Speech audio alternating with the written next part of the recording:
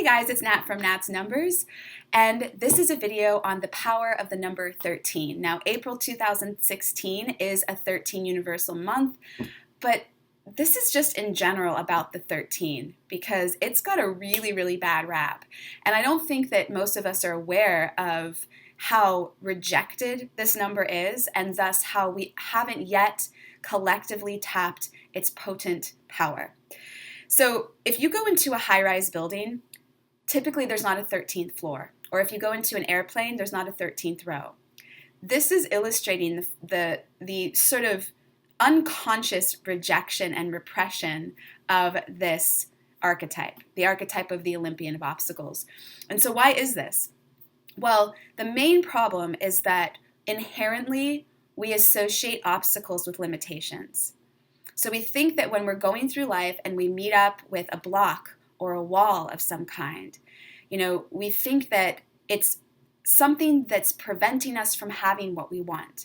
And that is not the case at all. And so I'm going to be sharing with you the secrets behind the 13, why it's actually a number that is incredibly, incredibly lucky and transformative. So let's start off with a story. This is the myth of Sisyphus. When I first learned this myth, I was in junior high school, and I found it to be one of the most disturbing stories I ever read.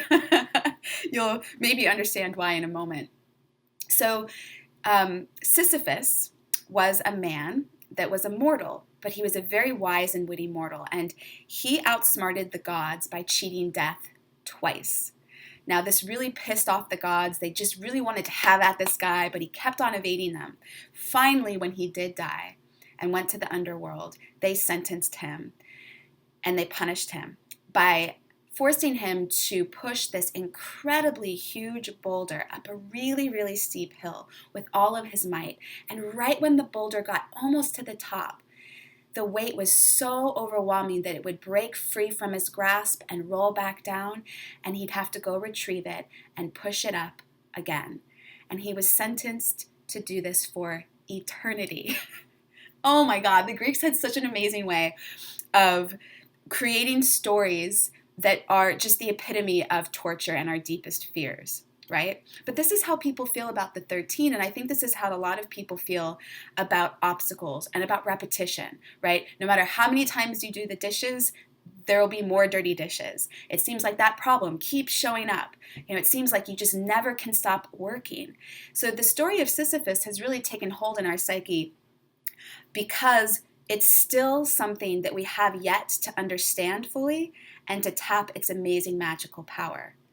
Now, Albert Camus was a French philosopher and an existentialist. The existentialism was a philosophical movement that came out in part because of the horrors that were witnessed in the world wars, right? This concept that bad things can happen to good people, this sort of confusion and disorientation in what seemed to be this absurd, meaningless world. So Camus loved the story of Sisyphus because he actually thought that it was a commentary on the inherent meaninglessness of life itself, the inherent purposelessness and futility of our efforts. And he was particularly fascinated with the moment in the story when Sisyphus had to look at the boulder rolling down the hill and then walk down to retrieve it. And what he thought was that in Sisyphus's descent, that he accepts the absurdity of his fruitless efforts and thus transcends it, right? But Camus missed the point, as most people do with this number 4. And as a very interesting side note, Camus was a 5, and the 5 is the opposite of the 4, right? The 4 is all about dedication and effort and hard work and blood, sweat, and tears and the experience of discipline and confidence and strengthening. And the 5 is like, I'd rather not have that. The 5 is the rebel, creating their own rules, adventure, freedom, busting out of convention. So Camus was deeply disturbed by this story because of his archetype. So he said in his commentary, one must imagine Sisyphus happy.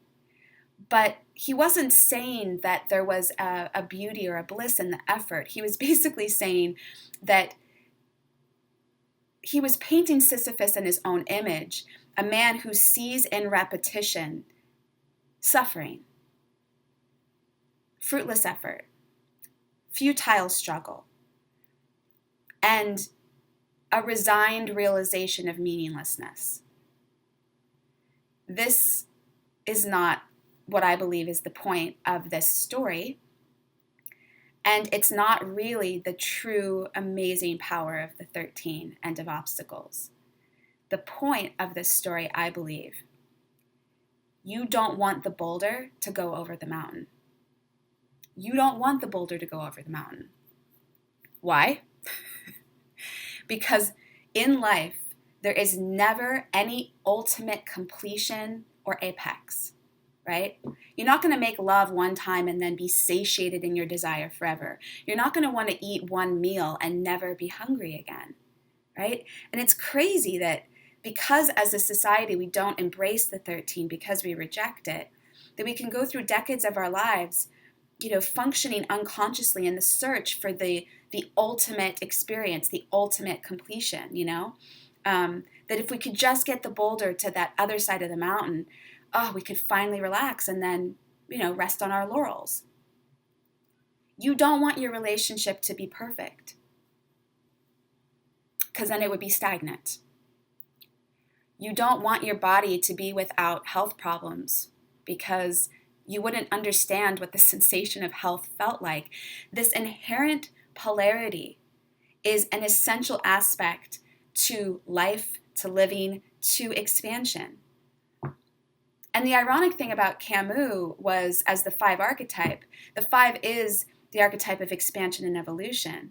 But the only way that you can get to the 5 is through the 4. So the only way that you can experience the thrill of adventure is by first facing that obstacle. So Camus, I think, misinterpreted this. Actually, completion in any areas of your life, right? An ultimate pinnacle in relationship. Finally get the perfect mate. Finally get the $1 million in my bank account. Finally am 100% healthy, right? The ultimate completion in any area of your life would instill meaninglessness. That's the irony behind this misinterpretation of the power of the 13. And I thought of this when I went rock climbing. So I recently went indoor rock climbing, and I'd never done it before. But, I was there for 3 hours, and I felt like a kid again. I was having so much fun climbing, and I was all tore up, and my bruised knees and my hands were just hurting. My muscles were just sore. I was shaking. But I realized that initially when I went in, I wanted to reach the top of every single wall. And that wasn't the point, The point was who I was becoming to get there. The goal is inherently empty. That's the point of the 13. The goal is inherently empty. But the obstacles that you have to face, they're like fuel cells that you extract who you want to become from. They're fuel cells that give you these extractions of strength and resolve and power and insight. And so that when you finally do reach almost the top, because there's never the ultimate perfection and ultimate completion, that it doesn't matter because something has happened to you, because you've transformed by overcoming, facing, seeing the gift of these obstacles. So when you are in a 13 cycle, when you face the 13, if you got a 13 in your chart, here's the question I want you to ask yourself. Who would I have to become to use this obstacle as a stepping stone? Because the 13 is not about limitation. No. The 13 is actually about bypassing all limitation by taking what life brings you and building a ladder to your dreams with that material. So I hope that helped you guys. That's just a gentle teaser on the 13. There is so much history on this number. It is incredible. So I can do that maybe in the future. Comment below and let me know what you guys are experiencing so far this April, what obstacles you have faced yourself, and who would you have to become to use those obstacles as material for your dreams. Bye, guys.